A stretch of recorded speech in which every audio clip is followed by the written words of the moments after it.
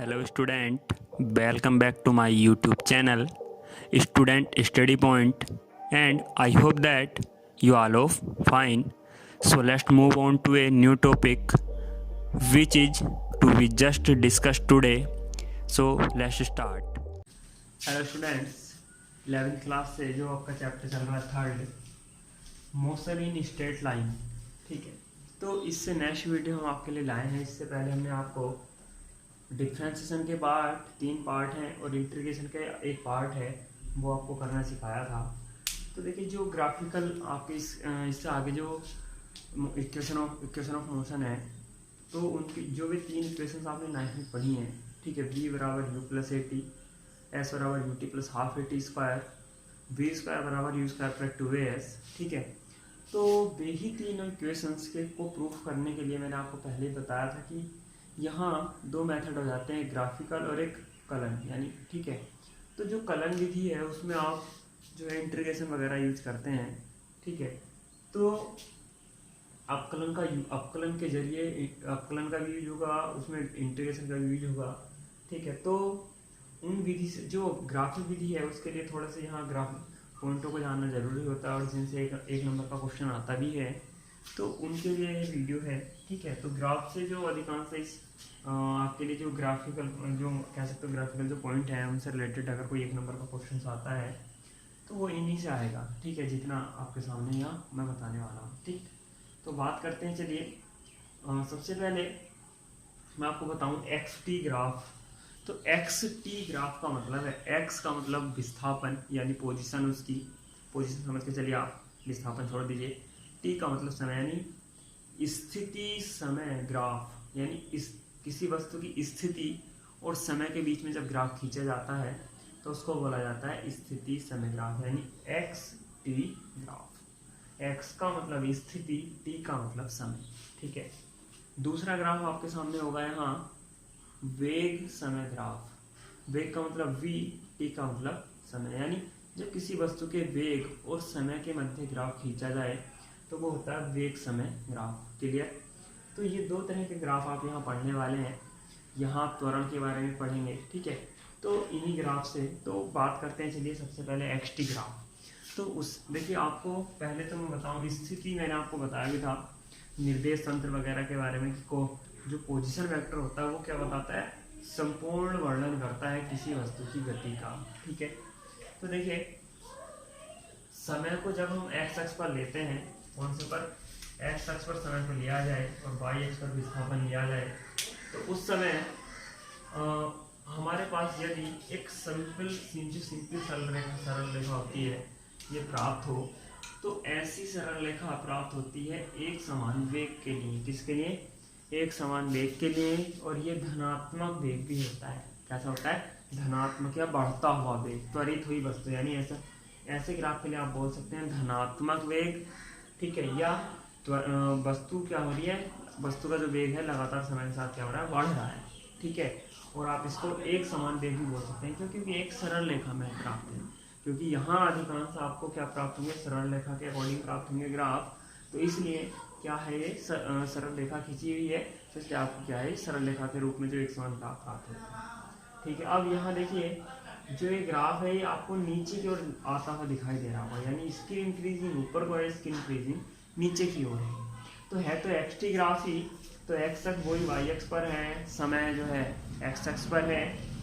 तो अगर इस तरह का ग्राफ होता है कि वो आपको नीचे को डाउन साइड आता हुआ प्रतीत हो, ठीक है, यानी डाउन में हो, तो आप इसको बोल सकते हैं क्या, कि जो वस्तु है, ठीक है, जो वस्तु है उसका जो वेग है वो कैसा होगा, ऋणात्मक होगा। कैसा होगा? ऋणात्मक वेग होगा, यानी वस्तु का जो वेग है लगातार क्या होता चला जा रहा होगा, घटता चला जा रहा होगा। यानी ऐसे टाइम पर जो वस्तु है, वस्तु में जो आप कह सकते हैं कि जो एक तरह से जिस बल से भी वस्तु चल रही होगी, ठीक है, तो वो बल क्या हो रहा होगा, धीरे धीरे कम होता चला जा रहा होगा, या वस्तु के वेग की उल्टी दिशा में लगना शुरू हो गया होगा, इस तरह की कंडीशंस, ठीक है। अब नेक्स्ट है, देखिए कि एक इस तरह सिंपल रेखा खींची हुई है, कैसे, यानी समय अक्ष के समांतर यदि रेखा प्राप्त हो, किसकी, वीटी ग्राफ की। क्या? यदि समय अक्ष के समांतर रेखा किसकी प्राप्त हो, VT ग्राफ की प्राप्त हो तो हमारे पास जो वस्तु होती है वो क्या होती है, विराम अवस्था में होती है, यानी रेस्ट की पोजीशन में होती है। कैसी अवस्था में होती है, रेस्ट की पोजीशन में होती है। यानी यहाँ जो वेलोसिटी प्राप्त होगी वो पॉजिटिव होगी, यहाँ जो होगी वो निगेटिव होगी, और यहाँ जो होगी वो जीरो होगी। क्यों, क्योंकि यहाँ क्या है, रेस्ट की पोजीशन है, इसकी रेस्ट की पोजीशन है। ठीक है, अब देखिए अभी भी समय और विस्थापन वो सॉरी स्थिति समय ग्राफ चल रहा है। तो स्थिति समय ग्राफ में देखिए यहाँ कोई चांद सा आकार दिख रहा है, थोड़ा वक्रा था। तो ऐसे टाइम पर हम ये बात करने वाले हैं, अभी तक हमने बात की यहाँ तक वेलोसिटी की, अब बताने वाले हैं इसके बारे में, त्वरण के बारे में। ठीक है, तो इस तरह का जो ग्राफ होगा त्वरण के लिए, तो वो त्वरण होता है यहाँ ऐसे टाइम पर पॉजिटिव। कैसा होता है, पॉजिटिव त्वरण होता है। ठीक है, और यदि इसका अपोजिट हो यानी बिल्कुल जस्ट उल्टा हो तो ऐसा त्वरण होता है निगेटिव होता है। ठीक है, और यदि कोई सिंपल सरल रेखा प्राप्त हो जाए तो ऐसे टाइम पर जो त्वरण होता है वो क्या होता है, जीरो होता है। कैसा होता है, जीरो होता है। तो ये आपके 6 पॉइंट हैं जो वेग समय आपको क्या बताएंगे, तो स्थिति समय ग्राफ से रिलेटेड बिंदुओं की जानकारी देंगे। ठीक है, क्लियर। जो नेक्स्ट 3 ग्राफ है आपके लिए काफ़ी ज़्यादा इंपॉर्टेंट है।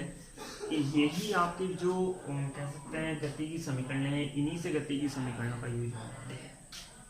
एक सिंपल सरल रेखा VT ग्राफ यानी समय को किस पे लिया गया है, x अक्ष पर, और v यानी वेग को लिया गया है y अक्ष पर।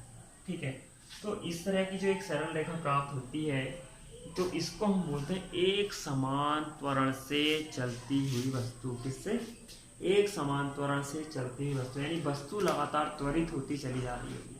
क्या चली हो जा रही है, वस्तु लगातार त्वरित होती जा रही होगी। वो सॉरी त्वरित होने का मतलब कि एक समान रूप से लगातार उसका त्वरण जो है, यानी जो त्वरण शुरू में है वही त्वरण लगातार बना हुआ है और उसी से वस्तु क्या हो रही है, लगातार चलती चली जा रही है। ठीक है, यानी एक समान त्वरण यहाँ प्राप्त होने वाला है। ठीक है, अब ये जो आपका है ये मैंने आपको 2 तरीके से रिप्रेजेंट कर रखा है। देखिए ये वाली रेखा है धनात्मक त्वरण के लिए, यानी जो त्वरण है वो धनात्मक यानी धनात्मक होगा। यदि यही रेखा मैं इस तरीके से खींचता, चलिए मैं बना देता हूँ, यहाँ अगर मैं इस तरीके से खींच देता इस तरीके से तो ये निगेटिव होता। ठीक है, क्या होता, निगेटिव होता। ठीक, अब जो हमारे पास, ठीक है, निगेटिव और पॉजिटिव का मतलब यानी डायरेक्शन अपोजिट होने से मतलब है केवल। ठीक, थोड़ा ग्राफ चेंज आएगा, इस तरीके से आएगा तो वो निगेटिव हो जाएगी। बस तो है ये वाला आपका पॉइंट। यहाँ आपको 2 पॉइंट के रूप में मैं बताता हूँ। ठीक है, मैं इसको इस तरह से मिलाने वाला हूँ नीचे। ठीक है, तो ये इस रेखा के नीचे का जो भाग है, आप इसको इस तरह से मैं क्या कर रहा हूँ, घेर पर लगा रहा हूँ, यानी इसको रंगना शुरू कर दिया है। ठीक है, अब ठीक है, तो देखिए ये जो जितना भी भाग आप कलर देख रहे हैं, कलरफुल देख रहे हैं, तो ये भाग क्या हुआ, इस ग्राफ से नीचे का क्षेत्र, यानी ये जो ग्राफ आपका प्राप्त हुआ VT ग्राफ, इस ग्राफ में जो घिरा हुआ क्षेत्रफल है वो आपका क्या प्रदर्शित करता है, विस्थापन को प्रदर्शित करता है। किसको प्रदर्शित करता है, विस्थापन को। जो क्षेत्रफल होगा इसमें रिप्रेजेंट करेगा, विस्थापन को प्रदर्शित करता है। ठीक है, एरिया।